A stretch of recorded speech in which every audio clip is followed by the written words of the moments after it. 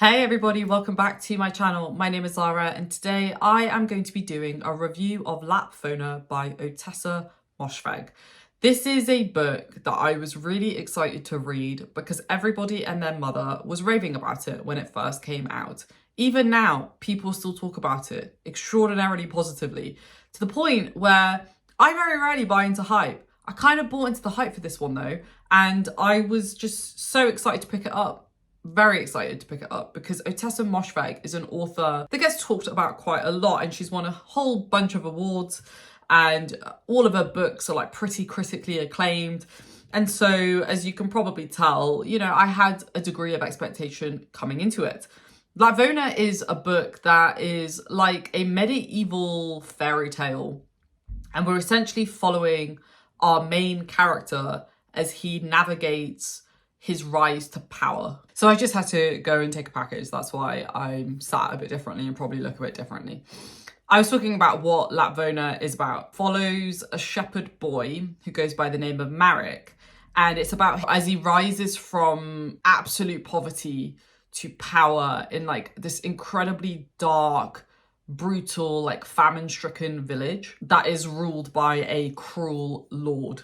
It kind of blends like horror, satire, religious mysticism, and it explores themes around suffering, power, and like the absurdity of fate. Now, these are all things on the surface, like, sounds amazing, doesn't it? Like, it really does.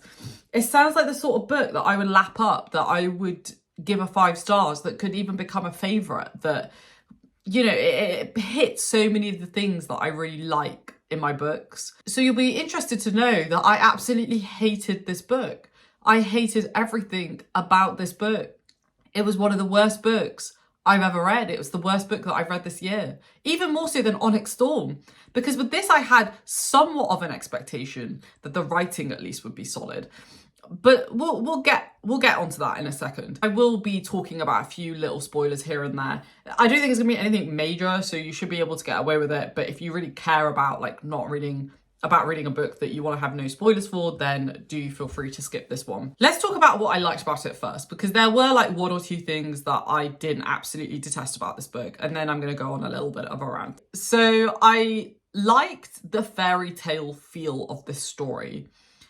This is a story that doesn't feel like real, if you know what I mean. It feels like a fable. It feels like a kind of a cautionary tale, but but not one that's set in reality, if that makes sense. There's a very unique feel to how the story is told that I quite enjoyed.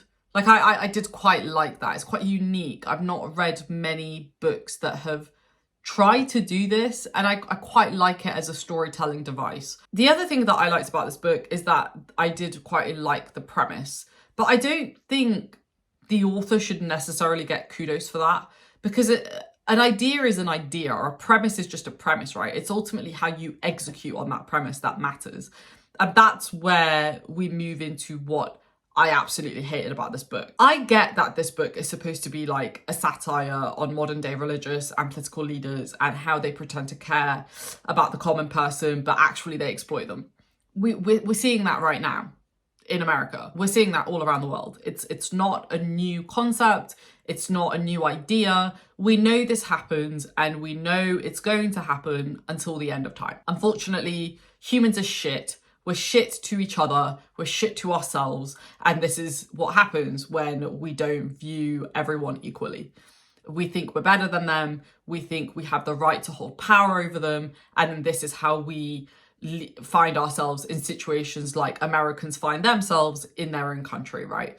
So, not a new concept, but it's one of my favourite themes. Like, I like the idea of exploring power and how power can be manipulated, how power can be used to exploit people. It's a tale as old as time. There's a reason why a lot of classics use that theme as a central plot point, because it's timeless. It's always happened. It's always going to happen. What's new, right? But I'm always looking for like fresh takes on it.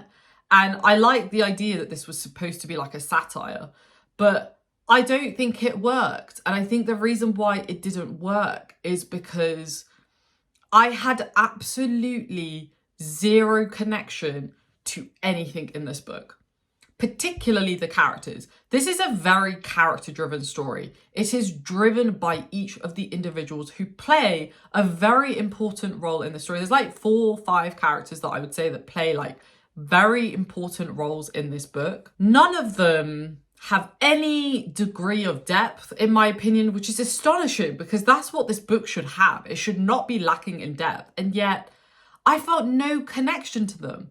They are all terrible people. And as many of you who watch my channel know, I love terrible people in my books. I love morally grey, evil characters. I love it. I love it. I love it. But these characters, while they are terrible and therefore should be up there as the type of characters that I like, I just didn't care about them. I felt no human connection to them. I felt no emotional connection to them.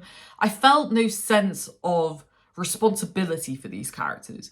Often when I read a book, particularly a book like this that is deeply thematic, deeply character-driven, I almost feel like a responsibility to these characters, especially when I talk about them, that I represent them honestly. I know that might sound like really funny, but I think it's really important as a reviewer that you talk about it with honesty, that you represent the characters with honesty, and that there is truth to what you're saying, right? And how these characters are written. And I think probably most reviewers, I don't know, I don't want to speak for other reviewers, probably feel a sense of that, whether they know they do consciously or not. But that is something that I am quite conscious about. Like, I always want to represent characters in a book as honestly and faithfully as I can. But these characters, honestly, are the worst characters I've ever read.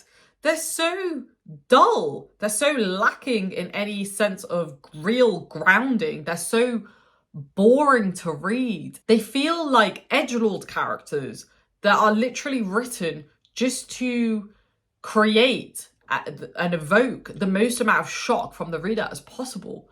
And I hate that. I've said this many times before on my channel. I hate books that are written for shock value. That's not to say that you can't evoke that response, a sense of shock from a reader. That shouldn't necessarily be the main reason why you're writing the book, is to just create shock.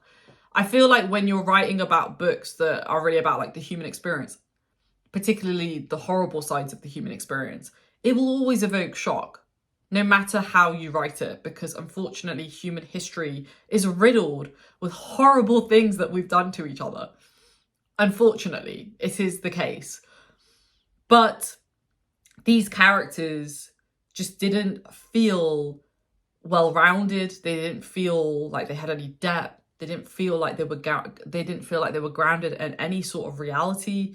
They didn't feel like they had any sort of trajectory. It's just bizarre to me that with that summary that I gave you at the start of this video, that I didn't get anything from them. It's crazy. It's honestly crazy to me. It's honestly quite a feat, actually, that the author was able to do that. Like, it's crazy. Sorry, guys, this is such a bizarre video, but like I really am speaking to you like one-on-one. Like, this is just like honestly how I feel. Like, I feel like this book was pointless. I feel like it had nothing to say, which is crazy. How can you not have anything to say about exploitation and corruption and suffering? Like, how that's impossible. It's literally impossible not to say anything meaningful about those topics, and yet this author managed to do that. It's astonishing. It's astonishing. Okay, I'm gonna like take a second because I'm getting quite emotional about this, I think, and that's okay. People should get emotional about books that make them feel whatever way they make them feel. But we're just going to take a second and bring it down. This is a spoiler. There is a grape scene in this book that was utterly pointless. It served no purpose whatsoever. I have said before, I don't mind sexual violence in books when there is a point to it. When there is a point to it. Here, it was vile. It was vile. And you can tell the only reason why it's in there is so that somebody can write about it on Goodreads and get a bunch of likes for it. You can tell this was a book that was written for social media because it only exists to shock. And unfortunately, spectacle is the name of the game these days. Books that capitalize and monopolize spectacle. And this is what this book is. It's a spectacle, but like in the worst way possible. There is another scene, a cannibalism scene. Oh, absolutely disgusting. Again, cannibalism isn't something that I particularly enjoy reading or consuming media about. But if there's a point to it, like if it's a post-apocalyptic world, like in The Road, and there is a cannibal aspect to that book, fine. I get it. There's a point to it. It makes sense. It doesn't make sense in this book. Just everything felt dumb and like pointless. Like it's not saying anything. We have this omniscient narrator who feels like this really like horrible disdain towards the characters. And I think that's maybe part of the reason why you feel so disconnected to this book. Because I always want to feel a sense of empathy towards the character. Even if I am so different to them, even if they are the most awful, vile, disgusting piece of shit in the world, I still want to feel some empathy towards them. And that to me is the sign of an amazing author, where you can feel a sense of, I don't know, like even maybe understanding in a weird way towards a character that you hate. That takes skill. Creating characters that you disdain, but like only have disdain for, in my opinion, is actually quite easy. And I think doing it through the omniscient narrator was actually quite a smart way to get you to feel very disconnected to these characters. But the thing is, I don't think that was intentional. I don't think the author did that intentionally.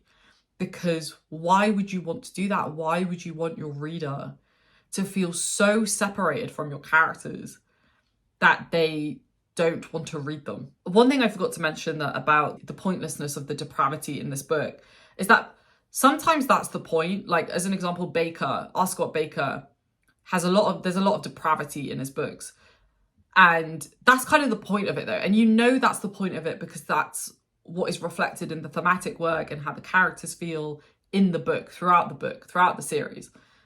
In this though, I don't think that's the point the author was making. Like, I genuinely don't think that was the point that she was making. I think it's just a really poorly written book. And I think that's why I feel so passionately about this, because I fail to understand why you would actually want to write a book like that. I mean, I know there is an answer to that, which is that shock evokes conversation and conversation means sales. I get that. But like, I would never want to write a book that is there just to shock, because I would like there to be a deeper discussion around like the themes, the characters, the progression of the book, all those things, right? I don't want it to be people just being like, oh my God, did you see that cannibalism scene? Like, do you know what I mean? Like, I don't know if I'm making sense, folks, but I feel very passionately about this as a reader, but also as a writer. I don't like it. I don't like it. I don't like that a lot of literature is kind of leaning on this now as a trend. I feel like the depravity needs to have sense. It needs to have a point. And in this, there is no point. And I don't think that was the point the author was trying to make. Last thing that I will mention, because this is longer than I thought it was going to be. There are a lot of very poor attempts at allegory in this book. I love allegory. I love the use of allegory as a mechanism to point to a deeper theme or a deeper point in the book. But it's just a really poor mixture of like metaphor and allegory in this book that I hated. It was poorly executed. I think overall, this was just a really poorly written book that only existed to evoke as much of a negative reaction as you possibly could from the reader. I personally don't think, and I know people are going to disagree with me on this, and that's totally fine. We should have different opinions. But I don't think the sole reason why a book should be written is to evoke as much shock as possible. Like, I think there should be a conversation around the themes, but because you're so disconnected from these characters and therefore the themes, because the characters represent the themes, what we end up focusing on is the grape scene and the cannibalism and the disgusting nature of it all. All right, I'm going to stop there. I hate this book. It was like, I mean, I gave it a 1 star, but really it's like a 0 star. Like, I hated it so much. The premise was great. The execution, I think this is like the biggest fumble I've ever seen in my life, like I've ever read in my life. Like, this could have easily been a 5-star book for me. but it was awful. I buddy read this with Cheryl, and Cheryl had a very similar experience. I don't know if she feels as passionately as I do, but she barely got through like the first couple of pages because she said, I don't like it. I actually read the whole book though, and I regret it. And I hated it. Yeah, I think let's just keep it there. I hated it. Without a doubt, one of the worst books I've ever read, one of the dumbest books I've ever read, one of the most surface level books I've ever read. So let me know down below if you have read it, because I feel like people talk about this book very positively, and I don't know why. I really don't know why. So if you like this book, please do let me know your thoughts down below. And if you didn't like this book, also do let me know, because I feel like we are in the minority. Thanks for watching, folks. I hope you enjoyed my mini rant. I didn't expect to be doing a rant on this video, but there we have it. I hope you enjoyed it. If you did, please do give it a thumbs up, and I will see you in my next video. Take care, stay safe, and I'll see you very, very soon. Bye.